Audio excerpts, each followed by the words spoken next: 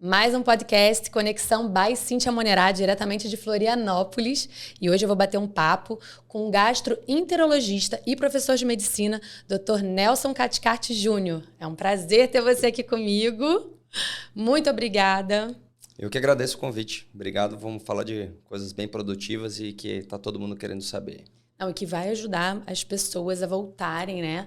Com o intestino funcionando bem depois de tantas festas, dessa coisa da gente poder, né? Chuta o balde um pouquinho, né, Dr. Nelson? Faz parte, né? A vida é feita de ciclos, de fases.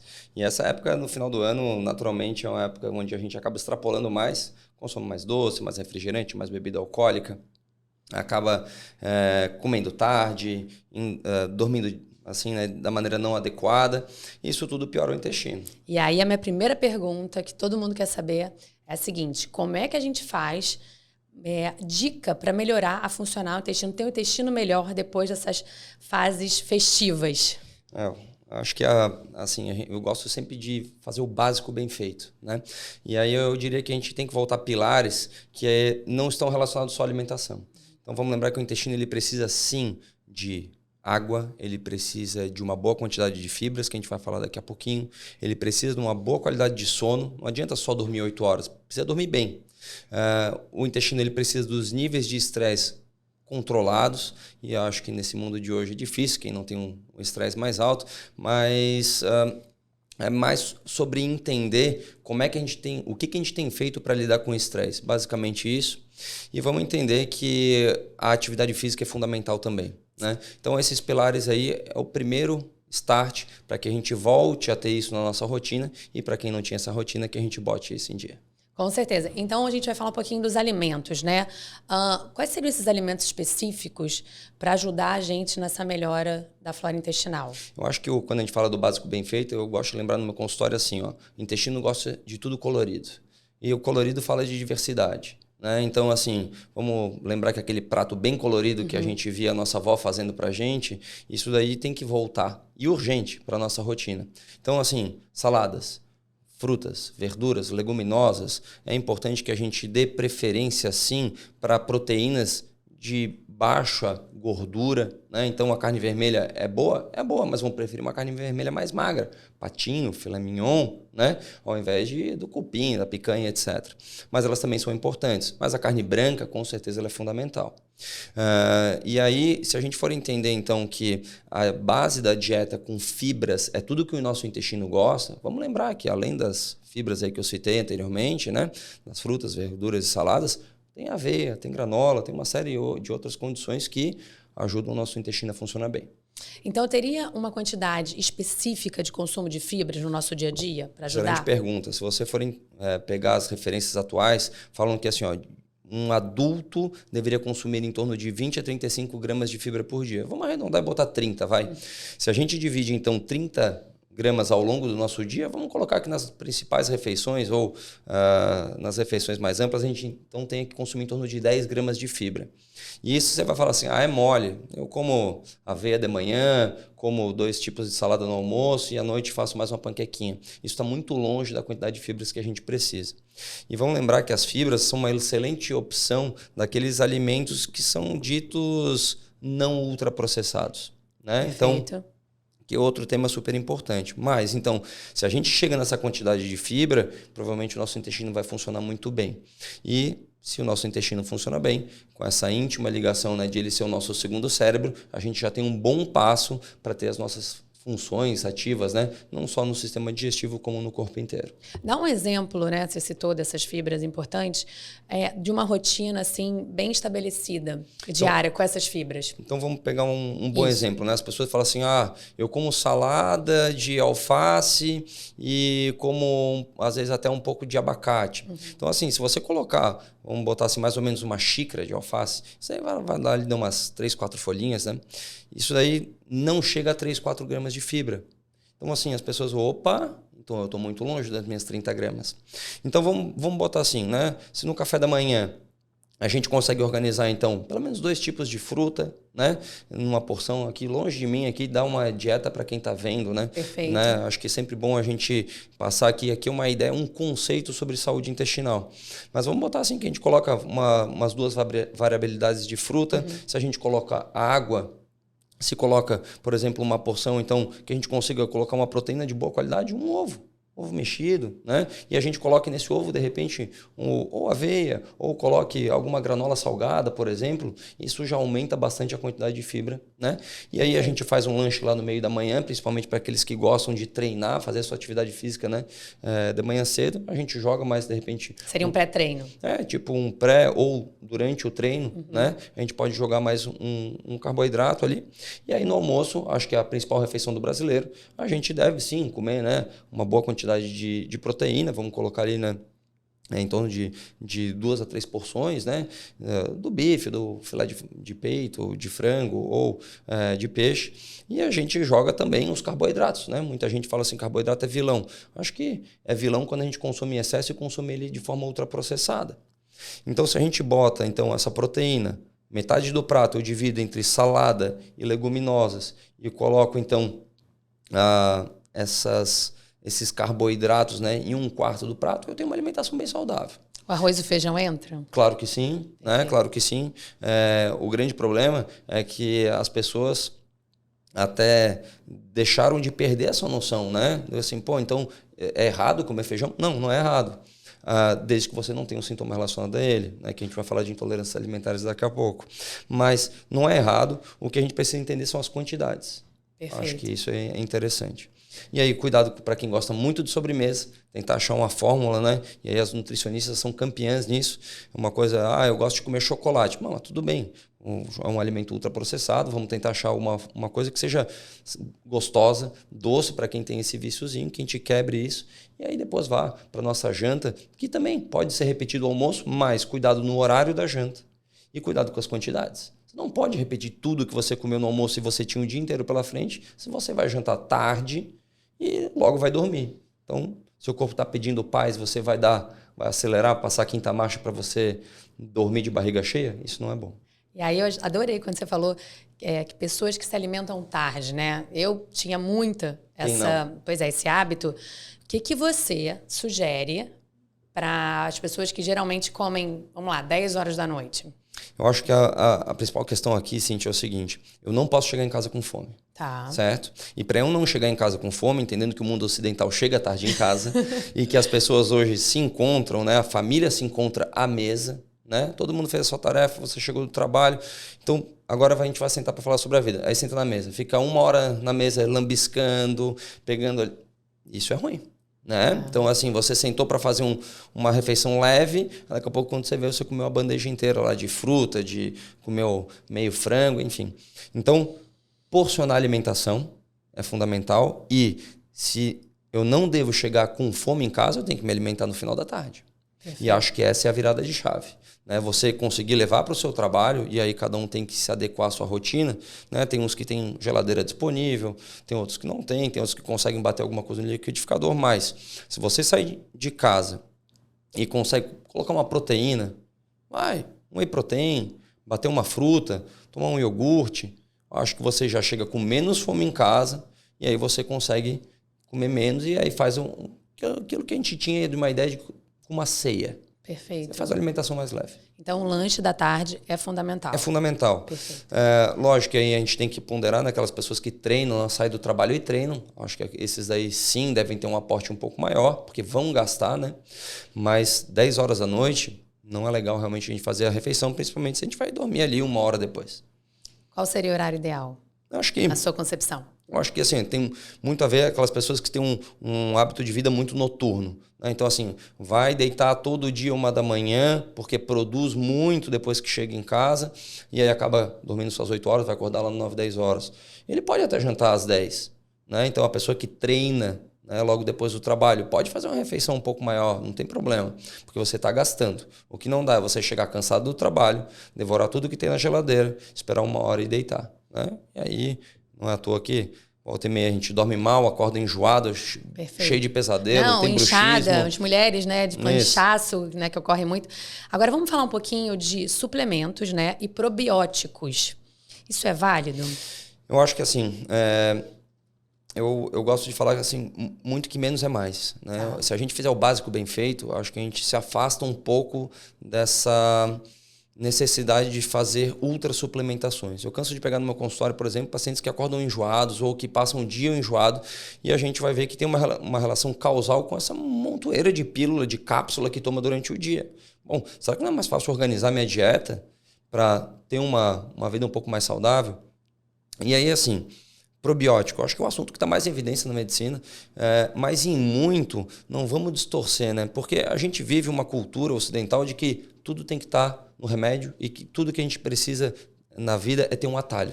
Perfeito. Então, um atalho para uma alimentação saudável, será que é se entupir de vitamina? Se fosse, não tinha mais ninguém desnutrido no mundo, né? Era só chegar na África, em países de terceiro mundo, e dar um monte de suplemento. Não teria ninguém desnutrido, mas isso não é verdade. Então, a gente precisa, sim, desses alimentos de alta qualidade, das fibras, para a gente ter uma vida boa. Então, acho que a melhor mensagem que a gente poderia deixar é que probiótico, ele vem tentar suprir um pouco dessa falha que a gente desenvolveu ao longo dos anos, sim. Ele é importante para algumas doenças, sim. Eu acho que o que tem mais evidência hoje realmente são para as diarreias agudas, por exemplo, em algumas diarreias pós-bacterianas, onde a gente tenta reestruturar a nossa flora intestinal. Mas eu, particularmente, Cíntia, eu gosto de ver muito o probiótico como o caminho para a mudança. Né? O caminho para a mudança é aquele paciente que vem com uma queixa, que está com alguma doença, eu reestruturo a alimentação dele, eu trato o que precisa ser tratado, e aí o probiótico faz parte. Porque, lógico, a vida tem ciclos. Né? E nesses ciclos onde está muito corrido, onde eu não consigo, às vezes, ter a alimentação mais próxima do ideal, ele pode sim vir a contribuir. Mas não de maneira indiscriminada, ficar dando bilhões de seres vivos e achar que isso, por exemplo, é super normal. Isso também implica em alterações. Por exemplo, a constipação, o probiótico, ele é indicado? Então, assim, se a gente for pegar que a maior parte das causas de constipação é porque eu deixo de ter um tripé importante, falta de atividade física, falta de água e falta de fibra, tudo bem. Acho que a fibra tem os pré-bióticos, ou seja, nas fibras, nesses alimentos que são super bons para o intestino, ali já tem um monte de probiótico natural, certo? Então, se por um momento eu não consigo atingir meu potencial de fibra adequado, e às vezes eu quero suplementar um pouquinho de probiótico, um pouco de fibra, né, assim, disponível aí nas farmácias, eu até não vejo problema. Só que eu acho que as pessoas se apoiam no probiótico como uma mudança da vida delas. Eu acho que a gente tem que ter cuidado na hora de interpretar isso. E eu até digo o seguinte, eu sou um bom exemplo. Porque, como gastro, né, eu estava ficando meio enjoada, a barriga sempre meio estufada, estava mudando um pouco do padrão das minhas fezes. E aí eu falei, bom, acho que vou começar fazendo o básico, né? Tentei mudar alguma coisinha na alimentação, tratei ali parasitose intestinal, né? Porque a gente é população de risco, mas mesmo assim eu continuei estufado. E aí eu fui usar o probiótico e eu piorei muito, mas eu piorei nitidamente, assim. Comecei a ficar ainda mais enjoado, com a barriga muito distendida, e aí sim eu fui fazer os exames adequados. E aí eu descobri que eu era celíaco. Né? Ou seja, eu tenho uma doença autoimune relacionada ao trigo. E aí o que acontecia? O meu intestino estava todo inflamado e eu estava dando bilhões de seres vivos para o meu intestino todo inflamado. O que aconteceu? Ele não estava pronto para receber aquele alimento, né? Aquele suplemento, né? Que é o probiótico. E aí, nitidamente, eu pioro. E, inclusive, tem outras doenças, como doença de Crohn e algumas outras doenças inflamatórias do intestino que também não toleram esse tipo de probiótico. Portanto, se aconselhe na hora de usar probiótico. Perfeito. Não, e a importância de fazer exames. E aí, eu vou até aproveitar o seu gancho para perguntar, existe algum exame que a gente poderia fazer para verificar o intestino pós essas comemorações, essa coisa de a gente poder, né, sair da nossa rotina alimentar? Eu acho que assim, eu gosto de dividir dois tipos de pacientes, né? Os pacientes que estão doentes, ou seja, os pacientes que têm queixa e os pacientes que não têm queixa. Tá? Os pacientes que têm queixa, eles merecem uma avaliação adequada, né? Então, eles precisam descartar outras doenças primeiro para a gente entender o que está acontecendo e ver se é necessário, então, algum tipo de suplementação ou exame. Mas vamos lembrar o seguinte, né? Se a gente volta a fazer o básico bem feito, eu já resolvo boa parte dos problemas. Se eu trato as doenças que são mais comuns, eu já resolvo boa parte do problema. O que eu gosto de explicar no consultório é o seguinte, né? Muita gente me procura assim, eu queria fazer um exame para saber se eu tenho desbiose, se eu tenho um desequilíbrio na minha flora intestinal. Eu falo assim, não precisa de exame. Você já tem a cara do desbiótico, você tem a história da pessoa que tem desbiose. Se alimenta mal, dorme pouco, estressado, se entope de café, quer, assim, uma rotina longe de atividade física. Então, assim, óbvio que você tem desbiose. Está aqui com a barriga inchada. Então, eu não preciso de um exame. Mas existe, sim, alguns exames que avaliam a qualidade do DNA, né, através do DNA, do que a gente tem dentro do nosso intestino. Acho que é um exame bacana. Ele ainda não é muito acessível pelo seu custo, mas eu não indicaria assim, estou saindo das férias e vou fazer. Eu tenho alguns pacientes, já bons pacientes que fizeram, foi elucidativo, para a gente tentar então o quê? Organizar a rotina alimentar. Né? Bom, se você tem um predomínio desse tipo de bactéria, vamos tentar consumir esse alimento para tentar equilibrar esse desequilíbrio. Então, acho que mais ou menos assim nessa ideia. Mas é um exame que, nem de longe, assim, eu saio pedindo para todo mundo.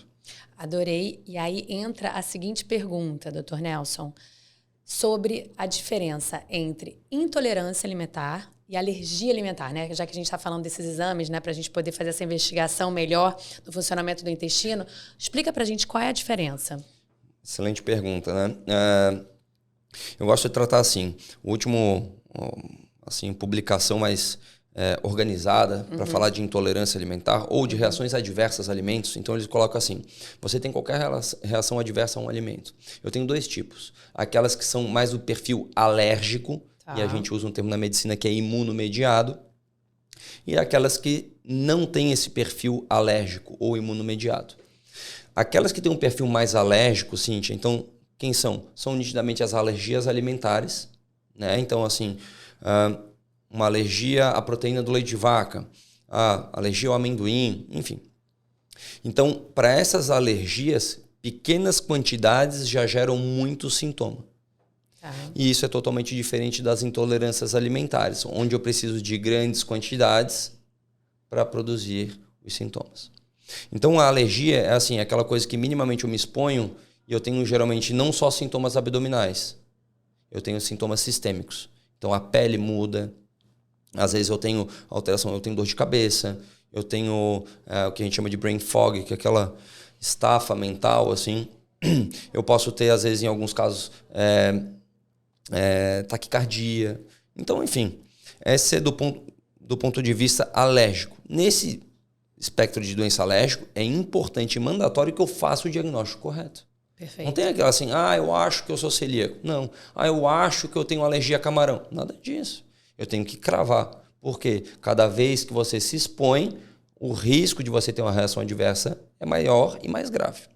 Então, nesse espectro, eu tenho as alergias alimentares e eu tenho a doença celíaca e tenho hoje uma doença que vem aumentando muito, que são as desordens eosinofílicas do aparelho digestivo, onde a mais comum é a esofagite eosinofílica. Né? Uma doença que dá muita dificuldade para engolir, pode dar dor no peito, uma doença que é muito comum em pacientes que já têm asma, algum tipo de atopia, assim, a pele muito seca, que coça muito e tal, e rinite alérgica, mas o sintoma marcante é a dificuldade para engolir e o diagnóstico é feito por endoscopia. Isso que eu queria saber. E aí, como é que a gente faz o tratamento? Falando nesse caso específico então, que você acabou de citar, que eu nem conhecia também. Isso. Então, esse tipo de reação adversa imunomediada, por exemplo, esofagite eosinofílica, a gente tem que usar alguns remédios que melhoram um pouco a secreção de ácido do estômago. A gente, às vezes, usa algumas dietas específicas. Ou eu tenho que usar um corticóide deglutível, por exemplo. Então, falando ainda dessas doenças que são obrigatoriamente necessárias a gente ter um diagnóstico correto, eu falo da doença celíaca. Né? Uma doença autoimune que fica chamando um monte de linfócitos, né? Células de defesa para o nosso intestino e podem estar relacionados, além de deficiências de vitaminas graves, anemia, etc., está relacionado com linfoma. Então, um câncer, né? Então, por isso a importância de a gente dar um diagnóstico certeiro desse tipo de condição. Falando especialmente de trigo, para a gente não perder esse gancho de doença celíaca, então, assim, existem 3 doenças trigo relacionadas, né? Vou colocar assim. Então, a gente fala glúten relacionado, mas é o trigo o principal, né, marcador. Então, eu tenho a doença celíaca, que é uma doença, né, desse espectro autoimune, onde a gente herda esses genes e tem esse tipo de alteração grave no intestino. Eu tenho alergia ao trigo, certo? E eu tenho, então, a sensibilidade ao trigo não celíaco, certo? Que aí são coisas bem diferentes e que a gente precisa dar o diagnóstico correto para essas condições. E tratamentos também Tratamentos diferentes, com certeza. E falando no tratamento, quais são os exames, né? Se você puder citar, que a gente faz para poder identificar esses casos. Então, assim, a primeira coisa, quando a gente vai dar um diagnóstico de doença relacionada ao glúten ou ao trigo, eu preciso que o paciente esteja comendo. Né? Então, para eu dar o diagnóstico de doença celíaca, eu preciso que o paciente esteja consumindo glúten para eu poder fechar o diagnóstico. Porque se eu tiro o glúten, ou seja, se eu tiro esse agressor, né, ao intestino, eu fico algumas semanas sem ele, por exemplo, na hora que eu vou fazer o exame de sangue e a endoscopia com a biópsia, isso já pode estar muito brando ou praticamente normalizado. E aí eu não vou conseguir fazer o diagnóstico correto. Então, cuidado, né? Quando a gente pega, assim, às vezes alguns profissionais falam assim, não, acho que você deve ter alguma sensibilidade ao trigo, pode suspender. E você fica sem o diagnóstico correto. Porque na alergia ao trigo e na doença celíaca, uma mínima migalha pode fazer você desencadear sintomas. Totalmente diferente se você tem uma sensibilidade ao trigo não celíaco, onde você vai tolerar algumas coisas de trigo, pode até passar um mal, mas não vai ter uma grande agressão assim no teu intestino. Então, para fazer o diagnóstico de, por exemplo, alergia ao trigo, eu preciso às vezes fazer exames de sangue, preciso às vezes fazer aqueles testes de pele. E para a doença celíaca, então, eu preciso de um conjunto, né, de alterações que são anticorpos no sangue. Eu preciso de uma endoscopia alterada, de biópsia com alterações específicas, e aí a gente junta também sinais, sintomas, às vezes alguns genes para fechar esse diagnóstico. Ou seja, é uma investigação bem aprofundada, né? Acho que a gente tem que tomar cuidado, né, de dar um diagnóstico de uma doença autoimune, lembrando que quem tem uma doença autoimune aumenta o risco de ter outras, e aí você muda completamente, né, a percepção, né, alimentar dessa pessoa. Né? Qualquer tipo de restrição alimentar que você impõe a alguém, você não pode comer isso. Isso acaba virando um estigma, né? Sim. Tanto social quanto próprio. Então, o diagnóstico correto é fundamental. E agora, uma outra dúvida sobre a intolerância. Quem é intolerante a certos alimentos, né, que a gente está falando da alergia e da intolerância, você explicou muito bem a diferença entre ambos. Existe uma regressão, por exemplo, eu sou intolerante hoje, digamos, ao leite, ao trigo. Eu posso regredir e não ser mais? Existe essa possibilidade? Sim, eu acho que vamos entender que algumas intolerâncias alimentares, então, elas podem ser secundárias a alguns processos, por exemplo, no aparelho digestivo. Tá? Então, assim, só para lembrar, então, intolerância alimentar é um grupo que geralmente está relacionado a carboidratos, açúcares que a gente acaba consumindo, que não são bem absorvidos. Né? E aí, se você dá um açúcar que não é bem absorvido num lugar que tem trilhões de seres vivos, é quente, úmido e escuro, aquilo ali vai ao prato perfeito para que a nossa microbiota comece a se alimentar desse tipo de açúcar. E isso vai gerar sintoma, lógico. O que é importante a gente entender, Cíntia, é que assim, às vezes os mesmos sintomas são para doenças simples, como algumas intolerâncias, mas para doenças complexas, como a doença celíaca. Né? Então, geralmente, vamos pegar lá quais são esses sintomas aí dessas intolerâncias alimentares. Né? Então, você tem a barriga estufada, você tem dor de barriga, você tem excesso de gases, você tem dor abdominal, você tem a mudança do teu padrão intestinal. E não é só o intestino solto, não. Né? Às vezes, você pode ficar com o intestino preso mesmo. Né? Até 30%, por exemplo, dos pacientes com intolerância à lactose na vida adulta vão ter constipação. Então, importante se você tem esses sintomas, procure alguém, né, da sua confiança, um gastro, enfim, para ter esse diagnóstico correto. Porque se eu tenho o mesmo sintoma para doenças totalmente diferentes, o que a gente precisa acertar na mosca o que o paciente está qual é a doença de base.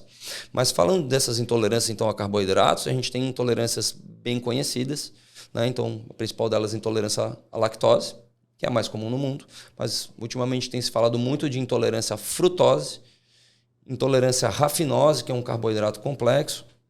E se a gente for pegar, então existem outras intolerâncias a carboidratos. A gente falou então de uma sensibilidade ou intolerância ao trigo, que também não deixa de ser uma parte que é o frutano do trigo, que também causa esse tipo de sintoma. Joia. Quando eu falo, então, dessas intolerâncias alimentares, vou falar da intolerância à lactose, que é a intolerância mais comum do mundo. E isso tem muito a ver, em partes, né, por uma questão genética, né? Nós somos praticamente os únicos mamíferos que continuamos insistindo no leite depois do nosso período ali de 1 ano, 6 meses, né, de vida. E por uma questão evolutiva, os mamíferos foram perdendo, então, essa necessidade de ter tanta enzima no intestino para absorver o açúcar do leite, que é a lactose. Certo? Perfeito. Então, se a gente for pegar essa história da intolerância à lactose, existem populações onde quase 90% das pessoas têm esse tipo de intolerância na vida adulta, como os asiáticos. Aqui isso é menor, né? Mas, então, se a gente pega um paciente que tem todos esses sintomas que eu falei e ele percebe que esses sintomas nitidamente são desencadeados quando eu consumo algum derivado do leite, se aventa a possibilidade. Onde é que vem o pulo do gato? Ou onde é que a gente deve prestar atenção? Referindo à sua pergunta. Eu posso ter 3 tipos de apresentação da intolerância à lactose. Uma bem rara, que ela na infância, onde não nasce com nada dessa enzima que absorve esse açúcar. Eu posso ter um tipo de intolerância, que é aquela comum do adulto, onde vai caindo a expressão dessa enzima no nosso intestino. E eu tenho um terceiro tipo, que é onde a gente tem que abrir o olho, né, como especialista, que é a intolerância à lactose secundária a alguma condição. Exemplo. Então eu vou lá e eu tenho doença celíaca. Tá? O meu problema é o trigo. Mas o que acontece? Como eu não faço o diagnóstico e continuo consumindo trigo, aquilo ali vai gerando um monte de inflamação para o meu intestino. E a enzima que absorve a lactose, né, tá lá na borda em escova do meu intestino, lá naqueles cabelinhos do intestino delgado. Se vem alguma coisa e inflama aquilo ali, ou seja, machuca o meu intestino, lógico que eu vou perder essa enzima que absorve o açúcar do leite. Então eu vou ter uma intolerância à lactose secundária à doença celíaca. Perfeito. E eu posso ter uma intolerância à lactose secundária a SIBO, que é o sobrecrescimento bacteriano do intestino delgado. Quando eu tenho excesso de bactérias no meu intestino, e aí, por conta disso, a lactose não fica bem absorvida. Então, é só para a gente entender que, lógico, às vezes os próprios pacientes falam assim, olha, devo ter intolerância à lactose. Ok, mas o meu papel será que não é secundária, então, a doença celíaca, parasitose no intestino, doenças inflamatórias intestinais e assim por diante? E aí, eu adorei essa explicação. Nossa, o Dr. Nelson dá uma aula pra gente aqui. Sobre o que você estava falando, né? A pessoa, vamos dizer, tem intolerância à lactose. Mas também pode ter alergia à proteína do leite, né? Que são 2 coisas que a gente estava conversando. E aí, por exemplo, eu vejo no supermercado um requeijão sem lactose. Eu tô achando que eu tô fazendo... porque eu tenho intolerância à lactose, eu vou comprar esse requeijão que é sem lactose. E aí, explica pra gente como é que funciona a pessoa que tem alergia à proteína do leite. Excelente. Então, a alergia à proteína do leite de vaca é muito comum em crianças, muito comum mesmo. E por uma imaturidade do nosso sistema imune. A partir do momento que eu vou crescendo, o nosso sistema imune vai aprendendo a lidar, né, com esse antígeno, que é como se fosse um agressor assim, pro nosso intestino. E aí ele se adapta a essa questão da proteína do leite de vaca. Mas se eu tenho alergia da proteína do leite de vaca, tanto na infância quanto na vida adulta, eu preciso entender que meu problema não é a lactose, não é o açúcar do leite, é a proteína. E aí, então, os alimentos sem lactose, eles só vão ter o açúcar do leite suprimido, mas eles continuam com a proteína dali em evidência. Então, se você consome, né, esse derivado do leite, né, e ali tem esse traço ali da proteína, você vai ter sintoma, certo? O que é importante a gente dizer também que que o leite, assim, né, ele mudou muito nos últimos anos, né? Então, assim, vamos pegar, que eu acho que talvez seja o melhor gancho para falar de alimento ultraprocessado, né? Que assim, meu Deus, o leite é um vilão. Não é um vilão, mas a maneira com que ele vem sendo comercializado fez com que ele se tornasse um vilão, né? Porque você vai colocando um monte de aditivo, né, para aquele alimento ali não estragar, né?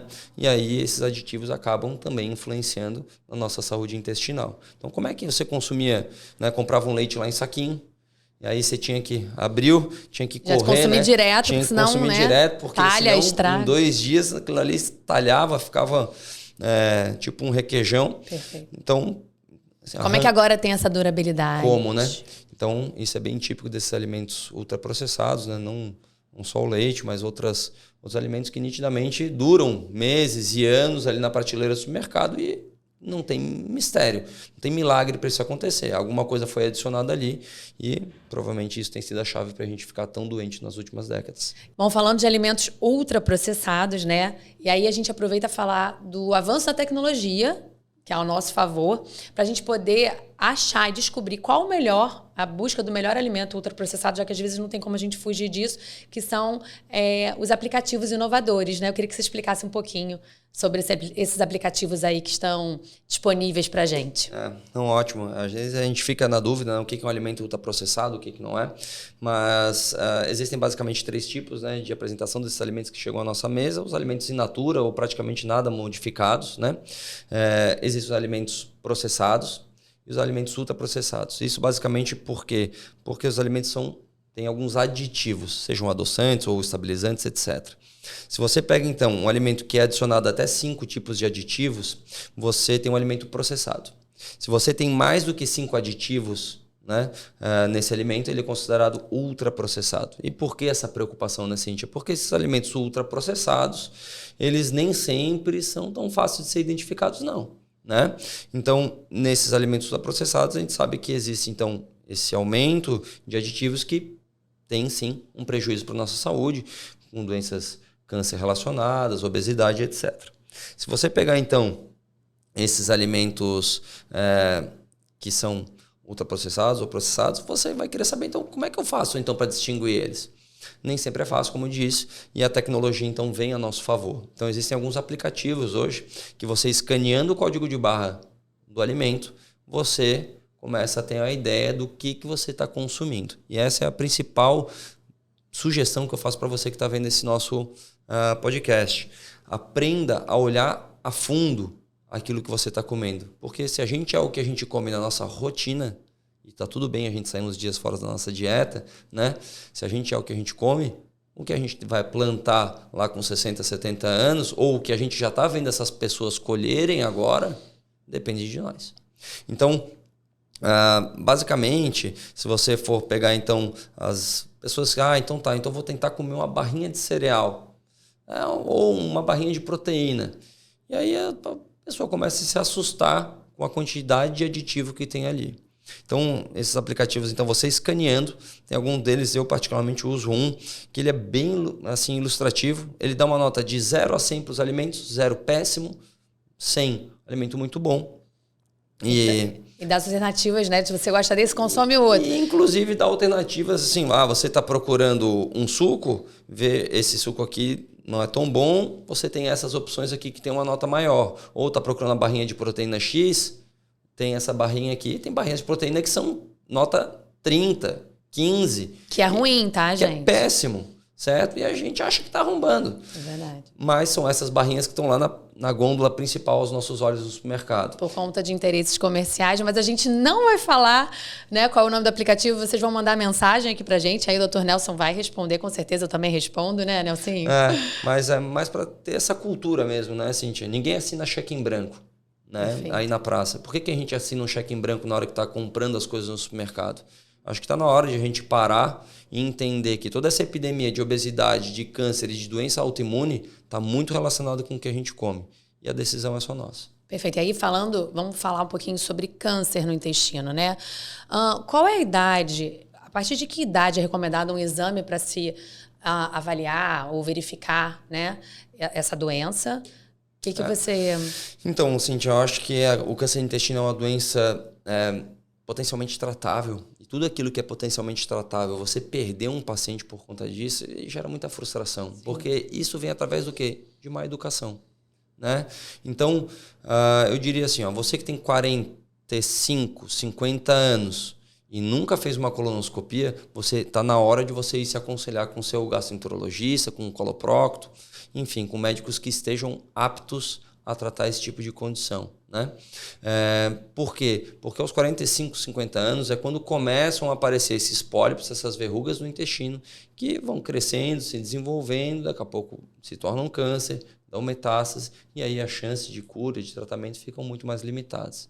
Então, mesmo que você não sinta absolutamente nada, e boa parte desses cânceres não dá sintoma nenhum, certo? Eles só vão dar sintoma quando estão avançados, quando já tem metástase, quando o paciente já está altamente debilitado, com anemia, por exemplo, baixa de ferro, e aí a gente sabe que o prejuízo é maior. Então, não espere ter sintoma para se prevenir do câncer de intestino. Aos 40, 45 anos, busca aconselhamento. Complementando aqui, né, que você falou dessas doenças ligadas ao intestino e você citou também o cérebro ligado ao intestino.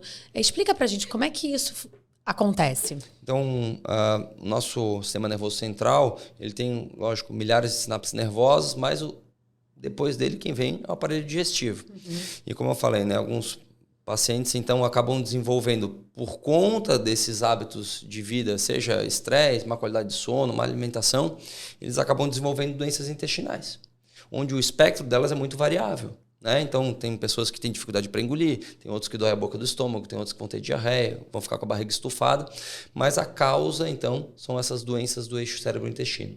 Hoje, elas fazem parte, mais ou menos, 33 doenças relacionadas a esse tipo de correlação, né? Então, são doenças que vão desde o esôfago até o ânus, passando principalmente pelas doenças mais comuns, que são a dispepsia funcional, aquela sensação de dor na boca do estômago ou depois logo de comer ficar empachado, que a gente chama de dispepsia funcional. E tem as famosas síndrome do intestino irritável. Isso é particularmente aquilo que eu mais me dedico assim, no meu consultório. E é importante falar, né, para essas pessoas que como tratar, né, uma doença que tem relação com um cérebro intestino. Não adianta só chegar e falar para o paciente assim, tira o estresse da sua vida. Isso não existe no mundo ocidental. Mas o principal passo é o que você tem feito para controlar o seu estresse, ansiedade e esse humor mais deprimido. Eu não aceito no meu consultório aquelas pessoas que chegam assim e falam: ah, não, mas na minha família todo mundo é ansioso. Isso não cola. Ah, mas eu sou nervoso, ansioso desde pequeno. Esquece. Isso é provavelmente a maneira com que você foi educado. Então, se você cresce sob esse ponto de vista, o teu intestino tem tudo para adoecer. O intestino é um aparelho digestivo de uma maneira geral.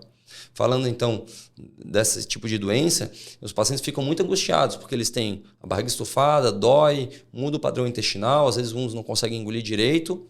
Faz um exame e vem normal, faz outro e vem normal, passa um ano sem ter um diagnóstico correto e que a gente precisa firmar, né, explicar para ele que existe essa relação. E falando dessas doenças, não é só o remédio, né? É o estilo de vida, se faz psicoterapia, se tem feito atividade física, se dorme bem, se alimenta bem e, lógico, os remédios, incluindo eles, às vezes, esses suplementos com probióticos, vêm ajudar nessa condição. Eu gosto particularmente, né, falar muito da síndrome do intestino irritável, uma das principais doenças do aparelho digestivo hoje, onde eu tenho dor na barriga e eu tenho, às vezes, a barriga estufada, mas principalmente a mudança do padrão das fezes. Daqui a pouco eu tenho alguém que evacua e melhora essa dor, melhora o estufamento. Daqui a pouco eu tenho diarreia e tenho dor na barriga, ou o meu intestino prende e eu tenho cólica. Então isso é a cara da síndrome do intestino irritável, principalmente em pacientes jovens, e explicar para esses pacientes que apesar de não ter um remédio específico ou não ter um exame específico para você fazer e descobrir síndrome do intestino irritável, isso muda a qualidade de vida dos pacientes. Hoje a síndrome do intestino irritável é a principal causa de abstenção no trabalho por diarreia nos Estados Unidos. Então veja que coisa importante e a gente está falando e muita gente está aí com esses sintomas já há anos. E não acha sabe, que é doutor Nelson, não tem noção. Não sabe, não tem noção. Ou vai algum colega e fala assim, não tem nada, teus exames estão bons. E gera essa frustração. Então, para você que tem esses sintomas de barriga estufada, dor na barriga, o intestino está toda hora assim meio diferente, procure o seu gastroenterologista ou o coloprocto para fazer um tratamento adequado, um diagnóstico correto e certificar de que não são só os comprimidos, não são só os exames que dão segurança para a gente ter uma boa qualidade intestinal. E aí, doutor Nelson, você falando, né, do açúcar, né, que hoje em dia tá na maioria dos alimentos que a gente consome, né? A frutose, né? Que é o açúcar da fruta. Saiu um artigo recentemente publicado nos Estados Unidos que quanto mais frutose você consome, isso aí gera um ciclo vicioso. Isso contribui muito para a obesidade. Queria que você explicasse um pouquinho para a gente, porque a gente acha que está consumindo fruta. Ai, eu como muita fruta, eu sou muito saudável. E não é bem por aí, né? Eu acho que aqui tem 2 pontos interessantíssimos para a gente citar para quem está vendo aqui o Conexão. O principal deles é entender que a frutose hoje ela é uma participa muito da epidemia da obesidade, mas não é pelo excesso de fruta, não. É pelo xarope que é adicionado às bebidas para deixar elas doces, certo? Então, se você vai tomar um refrigerante, né, ali tem excesso de frutose, certo?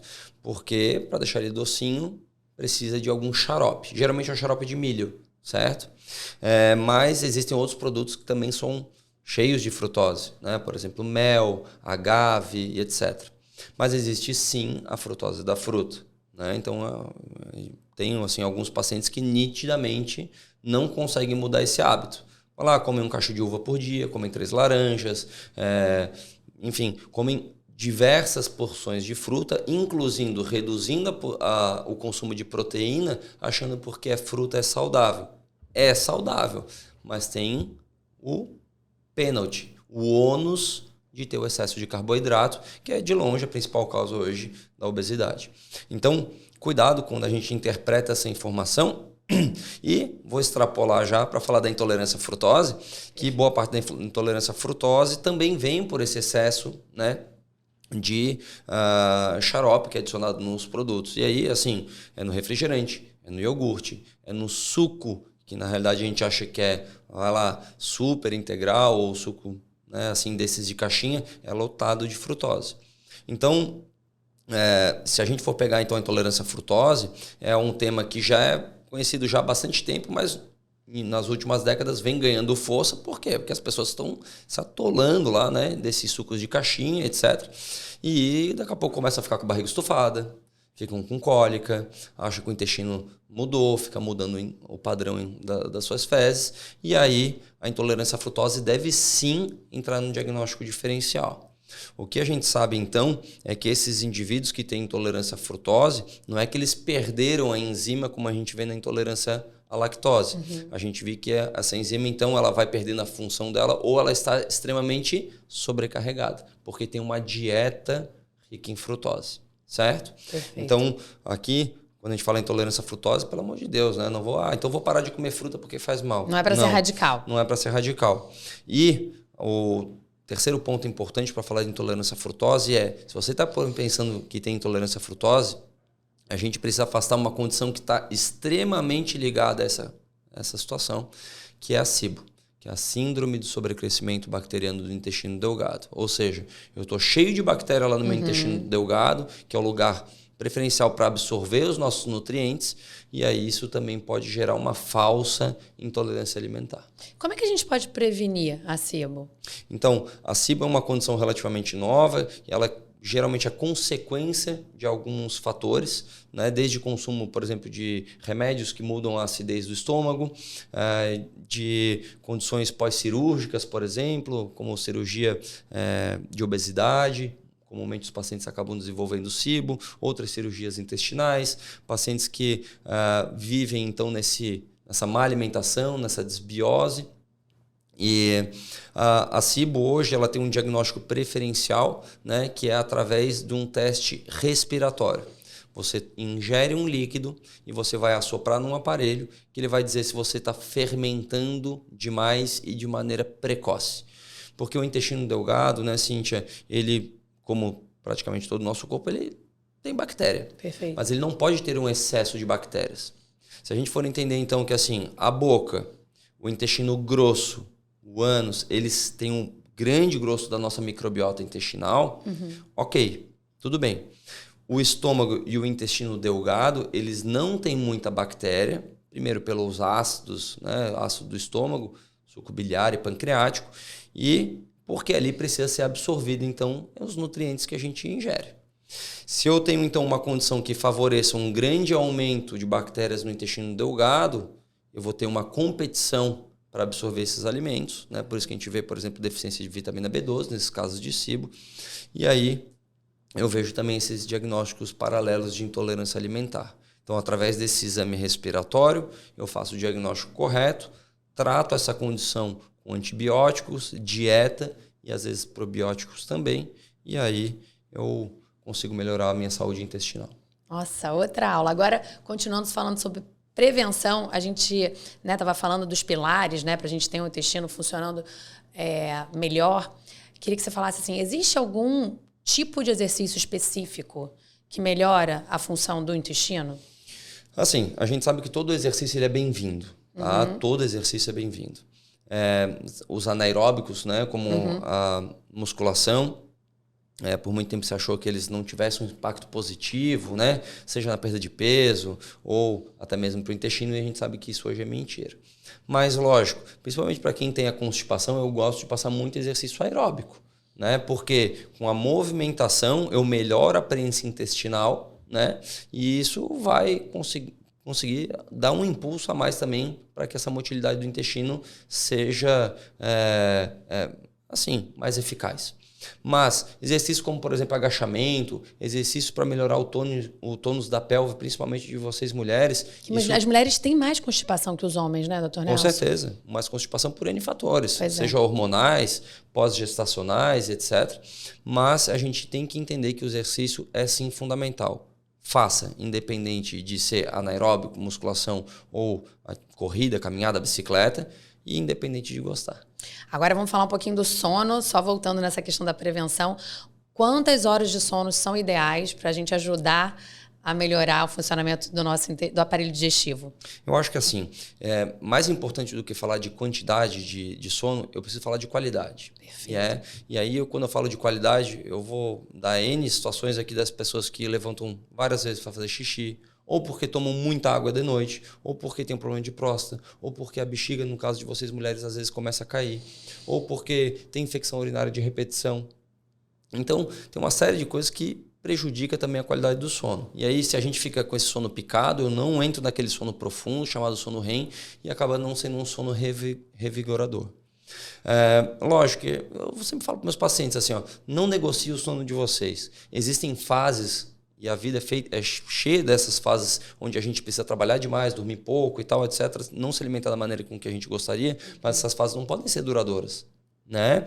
Então, eu diria que assim, 8 horas de sono é um número excelente, principalmente de um sono assim, né, eficiente. Um quarto com uma luminosidade adequada, sem barulho, né? Tem gente que só durme com a televisão ligada. Isso é um estímulo para o cérebro.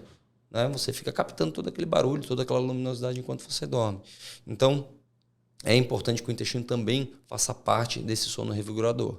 E aí volta aquela ideia. Você vai, quer dizer, se atolar de comida ali de noite e vai querer que o teu intestino trabalhe bem, que o teu sono seja bom, esquece, você está fazendo um dos piores erros aí para sua saúde intestinal. Anotaram a dica?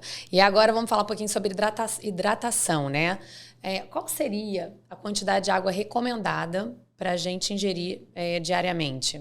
Eu diria que assim, né? Não existe um número mágico. A gente fala muito em 2 litros por dia, mas tem muita relação com o peso também, com o peso corporal, né?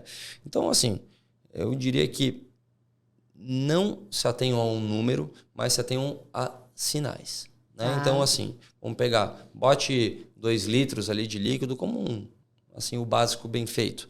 Mas se você fala demais, a gente vai perdendo através da transpiração, a gente vai falando, nossa boca vai ficando seca, a gente vai vendo que daqui a pouco o nosso xixi é sempre um amarelo bem consistente. Pô, isso é um sinal de desidratação relativa. Eu vou ficando com o intestino mais preso, tá faltando água no meu organismo. Poxa, a pele está toda hora ressecada, né? Então, eu acho que são sinais que a gente vai percebendo isso. E lógico, no verão ou quando a gente está se exercitando mais, esqueça, você precisa aumentar a quantidade de líquido ingerido. Gente, nossa, realmente não tem como, doutor Nelson, não ficar grata por essa troca de informação enriquecedora, que eu acho que ajudou e bastante a gente conseguiu, né, unir informações para as pessoas. Eu, por exemplo, voltar à minha rotina, meu hábito alimentar saudável depois dessas comemorações. Queria te agradecer mais uma vez, foi maravilhoso.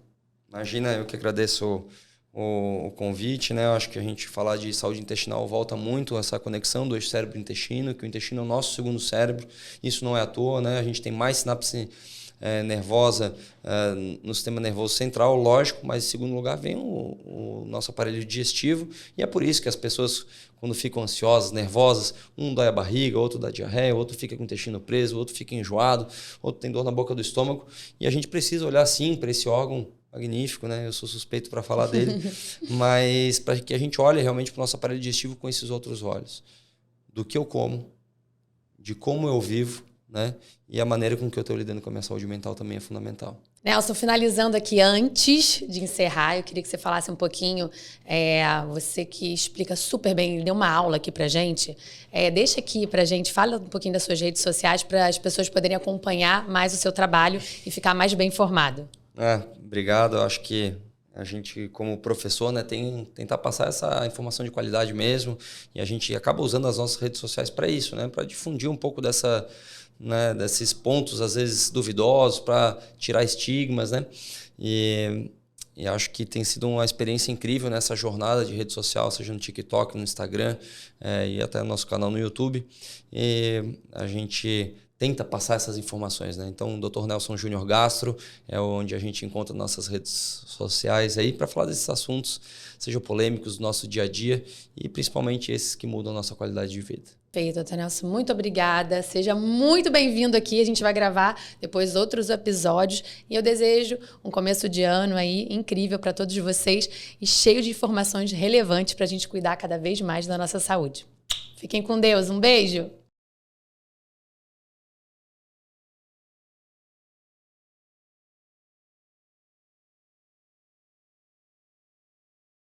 E o Conexão by Cíntia Monerá voltou com tudo esse ano. Dicas de como você vai fazer o seu intestino funcionar melhor, com um bate-papo exclusivo com o renomado médico Dr. Nelson Caticarte Júnior, que vai explicar tudo para vocês. Não percam!